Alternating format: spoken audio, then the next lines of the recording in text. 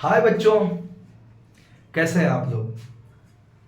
आज हम नीट 2024 में कुछ कंट्रोवर्शियल क्वेश्चन बायो में है। 4 कंट्रोवर्शियल क्वेश्चन है, उस पर बात करेंगे। क्या एनटीए बोनस मार्क्स दे सकता है?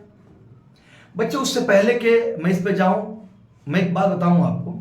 मुझे पेपर 6 बजे के करीब करीब तक मुझे मिल गया था। बच्चे एग्जाम देके निकले और ट्रांसफर कर दिए, मेरे पास भेजे। मैं क्वेश्चन पेपर को देखते ही समझ गया था कि लॉ ऑफ डोमिनेंस वाला जो क्वेश्चन है, ये वाला मेंडल लॉ ऑफ डोमिनेंस वाला, इसके ऑप्शंस, ये जो आंसर के हैं गलत है। जो सही स्टेटमेंट है इसमें वो ऐसा कुछ ऑप्शन ही नहीं है।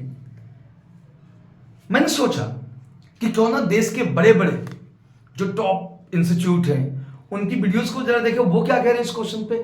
किसी ने ये नहीं कहा कि ऑप्शन में मिस्टेक्स है, सब अपने आप इसको सही बताने लगे। यूट्यूब पे अपलोडेड है, आप देख सकते हैं। लेकिन मैं ठीक 8 बजे अपना स्टेटस लगाया कि ये क्वेश्चन गलत है, ऑप्शन गलत है। देखिए, एक बच्ची थी मेरे पास, उसने मेरे स्टेटस पे लिख के भी भेजा था।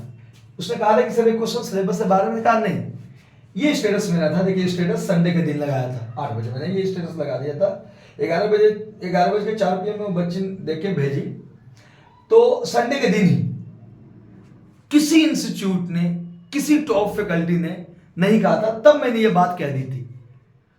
और कल होकर 6 तारीख को 11 बजे मैंने एक वीडियो भी अपलोड कर दी इस पे। उसके बाद 24 घंटे बाद, 30 घंटे बाद सारे इंस्टीट्यूट कहने लगे कि हाँ ये कंट्रोवर्शियल क्वेश्चन है, इस क्वेश्चन के ऑप्शन गलत है। लेकिन मैं पहला था। खैर, आज मैं ये बताने जा रहा हूं कि 4 कंट्रोवर्शियल क्वेश्चन है। एक्चुअल में एनटीए अगर देना होगा बोनस मार्क्स तो किस क्वेश्चंस पे दे सकता है, चलिए इसको बात करते हैं। देखिए, एकदम मजबूत दावेदारी है और आप शेयर कर सकते हैं तो करें। एनटीए को इस पे तो देना ही चाहिए बोनस मार्क्स। 4 क्वेश्चन कंट्रोवर्शियल है, जिसमें से मुझे लगता है कि सबसे मजबूत बोनस मार्क्स के लिए ये क्वेश्चन है।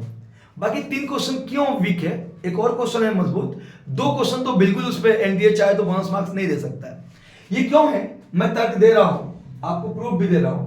अब देखिए बच्चे, इस पे क्यों क्वेश्चन देना चाहिए, क्योंकि लिखता है कि मेंडल लॉ ऑफ डोमिनेंस में कौन स्टेटमेंट सही है। एनसीईआरटी में लॉ ऑफ डोमिनेंस है, out of 1 pair of factor, एक पेयर ऑफ फैक्टर में से एक डोमिनेंट है। यार, जब फैक्टर डिसिमिलर हो तब तो एक डोमिनेंस होगा, एक रिसेसिव होगा।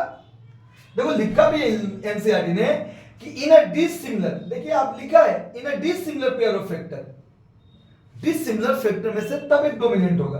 तो आपने यहां डिसिमिलर लिखा नहीं, तो ये तो गलत ही हो गया, ये तो गलत ही है, इसको सबने माना है।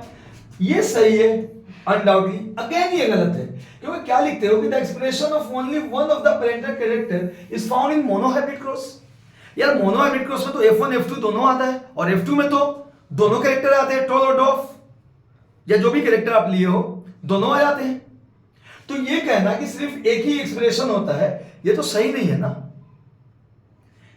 आपकी इनसाइड में लिखा है कि यहां पे कि only one parental character in a monohybrid cross expression in the F1, आपने यहां पे इन द F1 लिखा ही नहीं है। तो ऐसे तो ये 2 स्टेटमेंट ही सही, ऑप्शन ही नहीं है।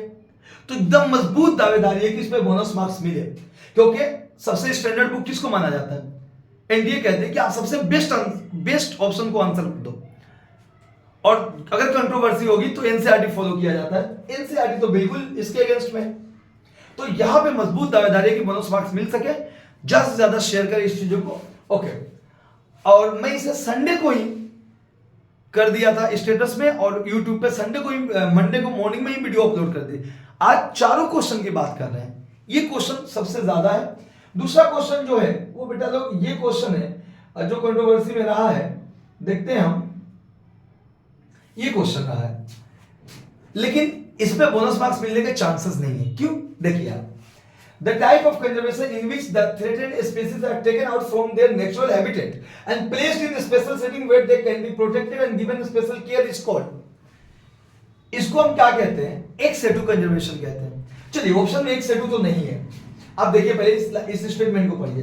इसे हम कहते हैं, देखिए यहां पे protected and given special care, ex situ conservation. चलिए, ex situ नहीं है ऑप्शन में, तो एनटीए तो कह सकता है ना भाई कि 1 से 2 नहीं है, लेकिन 1 से 2 और n से 2 दोनों तो पार्ट है ना बायोडायवर्सिटी कंजर्वेशन के, और एनसीईआरटी में ये मेंशन भी है, तो सबसे बेस्ट आंसर आपका ये होना चाहिए। तो इसीलिए यहां पे एनटीए बोनस मार्क्स नहीं दे सकता इस क्वेश्चन में, जैसा कि बच्चे कह रहे हैं या एक्सपर्ट लोग भी कह रहे हैं कि भाई यहाँ पे 1 से 2 होना चाहिए। अरे 1 से 2 नहीं है, लेकिन ये तो हो ही नहीं सकता, हो ही नहीं सकता, इन से 2 हो ही नहीं सकता, तो ये होगा, और ये इसलिए भी होगा कि इसमें तो इन से 2 1 से 2 दोनों आ जाएंगे, तो इसलिए इसमें मेरा ज्यादा ख्याल है बोनस मार्क्स नहीं मिलेंगे। जो तीसरा क्वेश्चन है जहां पे मजबूत दावेदारी है कि वहां पे मिल सकता है बोनस, आपको बोनस मार्क्स मिल सकता है बच्चे, वो क्वेश्चन ये है, यहां पे बोनस मार्क्स मिल सकता है। एक पहला क्वेश्चन लॉ ऑफ डोमिनेंस वाला, एक यहां पे क्यों मिल सकता है, दलील दे रहा हूं भाई।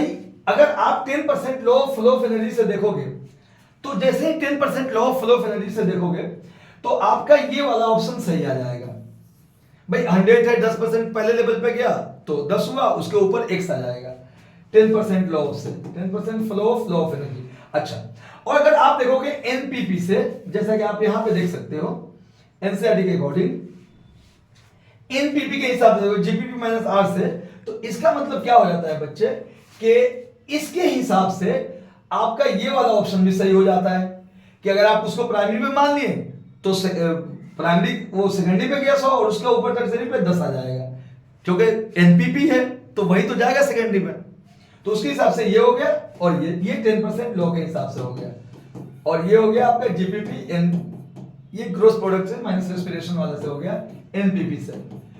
तो ये दोनों ऑप्शन सही है, तो एक यहां पे बोनस मार्क्स, अच्छा दोनों एनसीईआरटी में मेंशन है, 10% law of flow of energy भी मेंशन है और ये वाला भी मेंशन है, तो ये क्वेश्चन बोनस मार्क्स मिल सकता है अगर बेहतरीन से एनटीए इस पे नोटिस किया और उसकी नजर तक पहुंची तो। ओके, तो 4 कंट्रोवर्शियल क्वेश्चन में से 3 में समझ गए कि 2 में मिल सकता है, 1 में नहीं मिल सकता है, और फोर्थ में देख लेते हैं बच्चे, हम लोग फोर्थ को भी देखने की कोशिश करते हैं और एक बार देखते हैं। देखिए ये फोर्थ क्वेश्चन है, ये भी कंट्रोवर्सी में रहा है भाई, कई जगह ये लिखा है, कई राइटरों के बुक में ये लिखा है कि माइटोकॉन्ड्रिया हो या क्लोरोप्लास्ट, माइटोकॉन्ड्रिया हो या क्लोरोप्लास्ट हो, दोनों का इनर मेम्ब्रेन लगभग परमेबिलिटी दोनों की सेम होती है, सेम, लेकिन इसके हिसाब से माइटोकॉन्ड्रिया और क्लोरोप्लास्ट ये तो सही है कि डबल मेम्ब्रेन होते हैं, इसमें कई लोग कहते हैं कि फॉल्स है, कई लोग कहते हैं कि ट्रू है।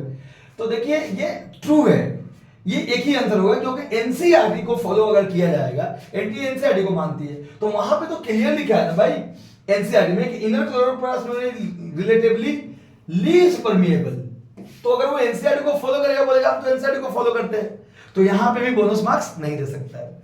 तो दोस्तों कुल 4 क्वेश्चन में से, कंट्रोवर्शियल क्वेश्चन में से कितने में बोनस मार्क्स मिलने के चांसेस है, अगर एनटीए चाहे तो दे सकता है 2 क्वेश्चन में। पहला क्वेश्चन लॉ ऑफ डोमिनेंस, और दूसरा क्वेश्चन वो जो इकोसिस्टम से, इकोलॉजी से है, ये वाला।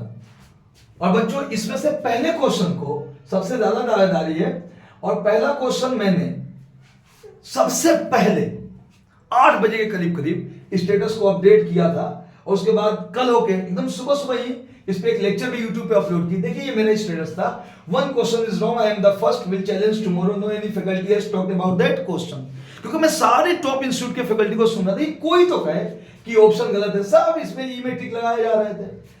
मॉरल वैल्यू क्या है कि पूरी दुनिया एक तरफ हो, बच्चे एनसीईआरटी इतना पढ़ो कि पूरी इंडिया के टॉप फैकल्टी कह रहे हो कि सही है, तुम अकेले खड़ा होकर कह रहे हो कि गलत है, और 48 घंटे बाद ये दुनिया में शोर आती है कि यार जो तुम कह रहे थे वही सही था। इस तरह एनसीईआरटी को पढ़ो। मोरल ऑफ द वैल्यू ये है, मोरल ऑफ द स्टोरी ये है। खैर, उम्मीद करते हैं कि आप सबों का सिलेक्शन हो जाए, और एक नेक्स्ट वीडियो लेक्चर लेके आएंगे, ये बताएंगे कि जिनके कम कट ऑफ है उनका कौन सा कोर्स अच्छा होता है बायो में, एमबीबीएस के अलावा भी और भी बहुत सारी चीजें हैं। और अगर आपको लगता है कि थोड़े नंबरों से मिस हो रही है तो आप जरूर रुके, इंशाल्लाह नेक्स्ट ईयर आप जरूर कामयाब होंगे। बाय, जय हिंद।